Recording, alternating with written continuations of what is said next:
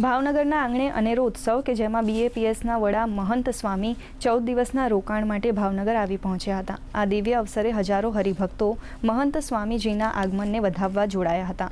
તેમના આગમન પ્રસંગે શ્રી સ્વામિનારાયણ મંદિર ખાતે પૂજ્ય મહંત સ્વામીજીની ભવ્ય સ્વાગત સભા યોજાઈ હતી। સભાના અંતમાં પૂજ્ય સ્વામીશ્રીએ ઉપસ્થિત ભાવિક ભક્તોને આશીર્વચન પાઠવ્યા હતા। તારીખ 2 એપ્રિલથી 15 એપ્રિલ 2026 દરમિયાન પૂજ્ય મહંત સ્વામી મહારાજની ઉપસ્થિતિ દરમિયાન સવાર સાંજ વિવિધ ધાર્મિક કાર્યક્રમ અને ઉત્સવોની ઉજવણી કરવામાં આવશે, જેમાં મહંત સ્વામીના હસ્તે ખાસ ભગવાન નીલકંઠ વર્ણીની પ્રતિમાનું લોકાર્પણ થશે। સ્વામિનારાયણ ભગવાનની જે 2018ની અંદર વિશ્વવંદનીય સંત વિભૂતિ મહંત સ્વામી મહારાજની જન્મજયંતિ ઉજવાયેલી, ત્યારબાદ 8 વર્ષ પછી પુનઃ 14 દિવસ માટે ભાવનગરની જનતાને ધર્મ લાભ આપવા માટે સ્વામીશ્રી પધાર્યા છે। તો અનેકવિધ કાર્યક્રમનું આયોજન છે।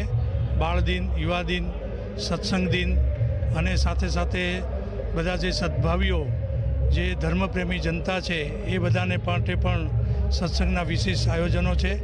તો ખાસ આપણા સૌ માટે ખૂબ આનંદનો અવસર છે।